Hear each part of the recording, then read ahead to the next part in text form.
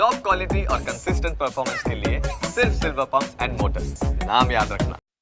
વડોદરામાં પૂર મુદ્દે કોંગ્રેસના આક્ષેપ મુદ્દે બીજેપી નેતા યજ્ઞેશ દવેએ નિવેદન આપ્યું। નુકસાની સર્વે બાદ જાહેરાત બાદ વળતરની જાહેરાત કરવામાં આવે છે। યજ્ઞેશ દવેએ આ નિવેદન આપ્યું છે। વડોદરામાં પૂર બાદ સર્વેને લઈને આક્ષેપ કોંગ્રેસે કર્યા હતા। અમિત ચાવડા પોતે ધારાસભ્ય છે અને સિસ્ટમની અંદર એમનો ખ્યાલ છે કે જ્યારે આવી કુદરતી આફત આવે અથવા તો કોઈ આવું નુકસાન થાય ત્યારે એ નુકસાન એનો સર્વે એ પાણી ઓસરી જાય કે એના બાદ કરવામાં આવે ડિઝાસ્ટરની ટીમ સર્વે કરતી હોય છે અને સર્વે કર્યા બાદ જે જાહેરાત જે નુકસાન થયું છે એના વળતરની જાહેરાત અથવા તેની સહાયની જાહેરાત સરકાર કરતી હોય છે અને એ મુજબ સરકારે જાહેરાત કરી છે।